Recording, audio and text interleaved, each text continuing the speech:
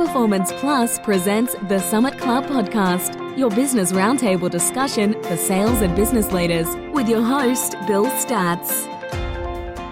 Welcome to the Summit Club, episode 5. Today the team and I are going to explore the third pillar of competitive advantage, the value discipline around customer intimacy. Gentlemen, let's step off from camp number 2 on the mountain and start the customer intimacy climb to camp 3. What the heck is customer intimacy? Well, it's that buyer that'll pay more for highly tailored, complex, customized solutions that they desperately rely on or depend on. It's almost like they are outsourcing or offloading this particular challenge, and you're taking responsibility for it. Examples: Oracle, SAP, Marriott, Ritz-Carlton. It's that whatever it takes mindset that you deliver to your customer. Four Seasons. Each of these businesses Bill just mentioned, one thing they all deliver at a really, really high level is great service. I mean, there are a lot of places you can go to get any of these products, but in addition to having great products, the service they all deliver is above and beyond. Take the Ritz-Carlton, for example. Everybody at the Ritz-Carlton who works there has a certain amount of money. I thought it was like $1,000 a year, but it's not important to spend for the satisfaction of the customer. So if you need something, if you want something, whether it falls under their purview or not, they can go out and get it for you, spend money on it to make you happy. And again, that's great service. I mean, we just mentioned a lot of these companies, which are like Fortune, 500, 100 companies of, Oracle, SAP, Marriott. But for most of the people listening here, it can be scaled down a whole lot. And to do that and think of that in a scaled down way of customer intimacy, think of things such as your barber or hairdresser. When you go in there, they already know how you want to get your hair cut. They have an idea of what's going on in your life, so you're not sitting there awkward for the next 20 minutes. And that rapport that you build, that's customer intimacy there. Same thing with your auto mechanic. If you're a car person, they might know that you're a car person, and then they'll talk more nuts and bolts about your vehicle and what's coming down the road and what you want to think about. And then at the same point, even with a deli, local corner store, local deli, even a bar, it's the whole cheers thing. Everybody knows your name. Like, you want to be able to walk in there, and before you have your coat off, there's your Guinness sitting on the bar right there waiting for you. Mine's a Red Stripe, which is really funny. The first time, while you're waiting, would you like a beer? It's like, what? Would you Red Stripe? I mean, even your doctor, your dentist, anything that's essentially a person-to-person industry, they will more than likely fall into this customer intimacy arena. So don't just think, as we're going through this episode, everyone, that it has to be a Fortune 100 or something like that to do this. You can have a small one-person, two-person shop and implement this and get the results from this. It's really funny when you say that. Think about, and you mentioned the dentist. We've all been in situations where you go to the dentist and you leave and you're not feeling that great for whatever reasons, and sometimes they'll give you a prescription, or sometimes they'll just say, take Advil or ibuprofen or whatever. But how many times does it take to really impact you when at 7:30 or 8 o'clock that night, the phone rings and it's the dentist who's checking in on you just to make sure you're okay, do you need anything? It's like, wow, what a difference that can make. Or I'm on Davisville Road, and when I get rear-ended and the car is not drivable, so I call Enterprise. Well, they come out with the car and pick me up. You go on with your day. Oh, wow. Did the guy just around and waited? I left him waiting for the tow truck. Oh, wow. Enterprise is probably one of the largest family-owned companies in the country, I think. But they still have that element of that customer. How do we best take care of that customer? I think it's interesting. If you look at the 3 disciplines and you're trying to decide which one your company is going to be involved with, this one sort of jumps out at you. You go, well, this is easy. Yeah. It doesn't take a lot of money. It's just a service business. But I think the trap there is You could say to a small group or a large group, we're going to start treating our customers better. But, to manage that and make sure that happens every day, every time, is where you can get yourself in trouble. Because there's nothing worse than seeing a sign or having somebody say to you, we care about your customers, and then through your experience you find out they really don't. They just say they do. It's just a sign. Yeah, it's just a sign. Exactly. There's a movie that I'm sure we've all seen it, and it's not something you're going to think about relative to this topic. But if you remember Jerry Maguire with Tom Cruise, and the whole focus was him with his brain seizure, less customers, more service, instead of just, it's another football player, it's another piece of meat, whatever. And again, you could look at that overarching concept as customer intimacy. We have too many customers. We can't give them the attention that they deserve and depend on. They'll pay more for it. The key is it's got to be tailored or customized, if you will, to their individual world, their challenges. Whether that's talent, meaning head count, they don't have enough people, or they don't have enough of the right people. I think we've mentioned it before. When P&G has a whole floor in Bentonville, Arkansas, in the building at Walmart, to some degree there's a more intimate relationship with the vendor, and we've talked about Walmart as operationally excellent, but at the same time they're forcing a value discipline on their supplier. They're saying, we don't want you to be operationally excellent. We want you to be customer intimate. We say jump, you say how high. It's fair. It's not only a customer, it's the entire industry. Yeah. It's not just Procter & Gamble that's down there in Arkansas, in Bentonville. You've got an entire city that has grown up with offices with major corporations around the world that have people on the ground every day to provide intimate service to Walmart and ultimately Walmart shoppers. Yeah. Well, if you sell in that world, the customer intimacy world, yet you have to accept the fact that the differentiator is you. Whether it's you, your company, or you as a person. You're the magic dust. You're the secret sauce. You'll get the most price stability, but it's going to require the most personal involvement. The payoff is brand loyalty. That's it. If you do a good job of that, people are probably never going to leave you. We've run into that in our past histories in radio, where the best salespeople are the ones that not only do they know the most about their customers, they do the most for their customers, whatever it takes. Yeah. Yeah. Whether it's coming in on a Saturday and delivering something, or making an appearance at some function. Yeah. And so, sometimes to that point, it's not really hard. When I was starting out and selling, I was calling on a media buyer, and we had finished our business for the day, and she said, I'm going to pay you a compliment. You're a really good salesperson. And I thought about that for a second. I said, well, I'm not looking for more compliments. I said, can I just ask you why you say that? And she said, well, yeah. I said, if I call you, you always call me back the same day. And I went, okay.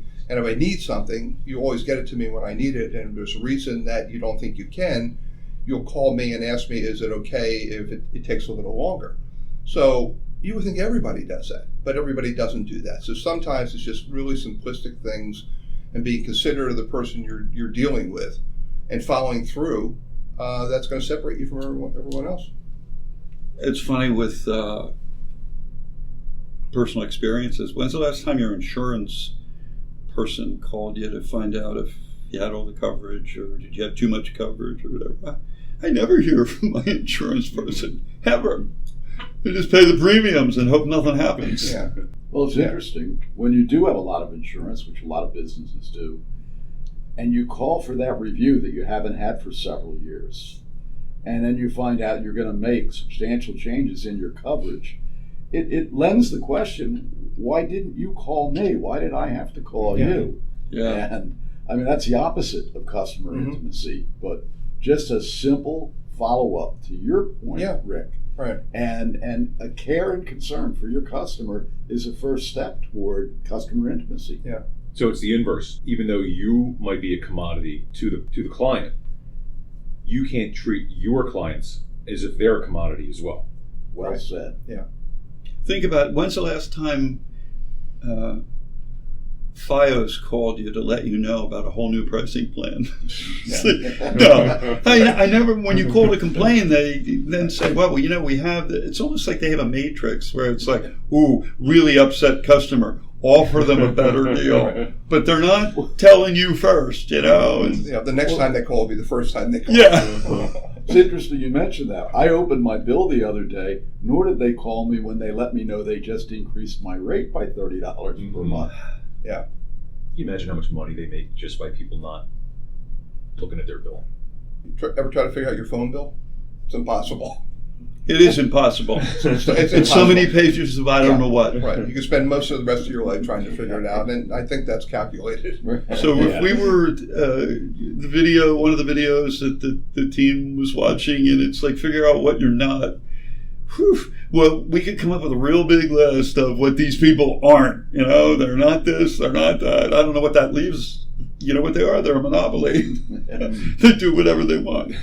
So unless you're a monopoly in your marketplace, read and heed. Think about what we're going over in this series regarding value discipline. There's a couple of books that you might want to get your hands on, as well as we're going to try to leave you with some direction, if you will, on some of these elements. And how do you figure out whether they fit in your world? And if they do fit, where do you start? Guys, any thoughts about that? It can be argued on several sides. There's a cost to customer intimacy. Yes. There's the examples we've heard about, say, Nordstrom, for example, taking a return of snow tires when they were never in the snow tire business. Yes, that's a cost, and you'll incur those. But so much of what can be done on the customer intimacy side, there's not a great cost involved with. It's caring, it's loving your customer, it's providing simple things like follow-up. The example of your dentist. Are you feeling okay after that oral surgery? Often it's the simple things that are easily done. They take time, but not necessarily money. Right. One of the things I would suggest for folks that are listening, unless you're a sole proprietor, involve a couple people. If you have a leadership team, a couple managers, and talk to them about what you've heard. You can certainly direct them to listen to the podcast series, but the idea should be, what is your competition doing? What are you best at? Or what do you think you have the best capability at? Whether it's operational excellence, whether it's product leadership, or whether it's customer intimacy. And pick the best fit. Don't do it unilaterally. Do it with some input from other folks in your company, and know that you're going to have to create a plan around it, and you're going to have to define expectations and priorities. And you'll hear the buzzword SWOT. One of the future podcasts that we'll be providing for many different applications is the whole concept of analyzing your strengths, your weaknesses, your opportunities, and your threats. And that would be a good starting. It's not complicated, but you need to understand the concept. And it might be a good starting point for those of you that are listening that are not sure what the first step should be to identify a value discipline that fits in your organization. So everybody that's listening at home or on your way to work or at your desk, you probably are getting used to how we take each one of our topics towards the end of the session and figure out how that can benefit you directly. What can you do with this as an action item? So in regards to what we're talking today about customer intimacy, what do you guys have to say about that? How do we really make an actionable item out of applying this? I've been a little stumped here. I go back to my days in accounting, and Bill informed me a little earlier that no is a 4-letter word. I keep coming up with 2, but I've been told four is a 4-letter word. Bill, can you help me on this? So many times, no triggers thought. It's not always a response. It could be a thought. And many times the thought is profanity. It's like, oh, whatever. And many years ago, in the world of customer service, we had a conversation, and the topic came up about no. And the other word is problem. There's usually a breath out, like, problem. The perfect response to either of those thoughts, no, problem, is put them together. And what you wind up with is no problem. All you do is push the words together and change your tonality and inflection, and what was, oh boy, bad news, turns into, here's another part of that customer intimate value proposition. Okay, I guess I understand. No is a 4-letter word. Well, it's funny too, because everything's not about the analytics. We have baseball, all sports now are consumed with analytics.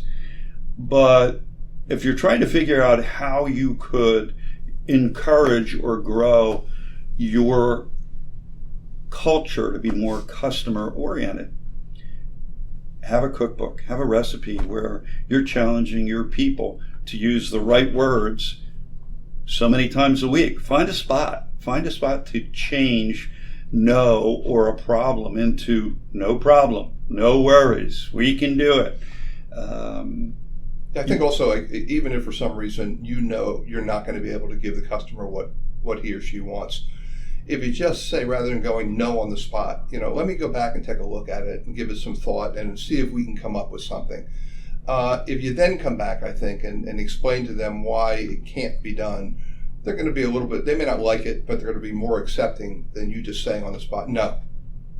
And in an effort to preserve customer intimacy, you could always blame it on your boss. I'm going to check it out and come back and go, I really would love to do it, but my boss says I can't get him or her. So, with that being said, anything else left on the table? I think we haven't talked about anticipation.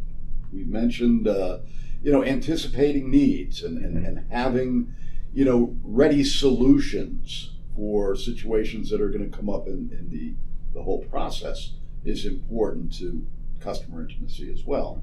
Yeah, a lot of times you'll find this at your dentist or even at your doctor. A lot of times it's more medical where it rings true, where you'll meet with your doctor about whatever your checkup, and your doctor will say, well, you're doing okay, but you might want to do X, Y, and Z, or else you're going to have this coming down the pike. It's probably not the best example, but a customer intimacy of, in your specific line of work, you say, okay, client, you're doing X, Y, and Z right now, but you might want to think about this, which could be priming your business for the sale to that client. So you're thinking in their best interest, but at the same time, you are making a sale. What's funny, having the thought, we have folks in an audience that hopefully are out there listening, like we are listening to each other. And it's not so much you'll hear something that we say and you're going to go, wow, I'm going to do that, as much as it is to get you thinking, and there might be a jump off from something we say to even a better thought. And the example that I'm in my own head thinking when we're talking about, John says, anticipation. Well, how about you giving your customer a referral or an introduction to a service or a resource that you don't even do? But all of a sudden now, not only it's like more of a complicated action than an anticipation, but it's providing credibility and options customers talking about some issue. It could be a pet, it could be whatever. And you have a great vet, or they're talking about their car and this. You can offer referrals, introductions, power sources that really aren't directly involved with the business that you're conducting. But again, it makes that personal. And what we think about, you got to love your customers, and whatever that means. Yeah, sometimes I think and it may not always be practical. You can sit around and brainstorm, okay, we should do this for our customers. Ask them if that would have value, or ask them what kinds of things. I can't tell you that I may or may not be able to do it, but if there's something else I could do to make your business easier, what might that be? And if you could then give them what they're asking for. It's a great point, because how many businesses do a good job of surveying their customers? And I'm not suggesting it has to be some highly mechanized, computerized thing. It could be taking them out to lunch and saying, tell me how we're doing. Yeah. And what else can we do for you? Yeah. Yeah. Simple, but not always easy, because it's going to take time. And right. Well, I think you just get credit whether you can fulfill it or not, just because you ask. Absolutely. Because what it says is, okay, these people care about me. You guys have heard me talk about clients that I've had that only survey customers that love them. It's like, what kind of survey is that? Right. You're only asking people that you know are going to give you high marks. It's like, you're not going to learn anything that way. Right. Yeah, you're going to learn more, and I think anybody listening can agree with just life itself. Like, you don't grow unless you fold off that bike. You bet. Mm-hmm. Yeah, you teach when you win, and you learn when you lose. Mm-hmm. So, with that being said, if you want to learn more about the concept of value, discipline, and competitive advantage, there's a couple books that you might want to check out. One is called The Discipline of Market Leaders, and it's by Michael Treacy, Treacy, and Fred Wiertsma, Wiersema. And the other one's called Customer Intimacy by Fred Wiertsma, the same fella, Wiersema. They're both really good books, and again, it could be a significant piece of your business library. So again, speaking of intimacy, if you're listening and you want to get more intimate with the Summit Club and our podcast, make sure you click that subscribe button and leave us a message, send us an email, let us know, give us feedback, and if we use something that you provided to us, you'll get a Summit Club t-shirt. So that being said, everybody have a good day, and from the team, we'll see you on the mountain next time. To learn more about the Summit Club podcast, please find us online at www.summitclubpodcast.com. The Summit Club podcast is recorded and produced by Inertia Marketing and Design, a full-service marketing, digital, and graphic communications agency. You can find them at www.inertia.marketing. Thanks for listening to the Summit Club podcast, and we'll see you at the top.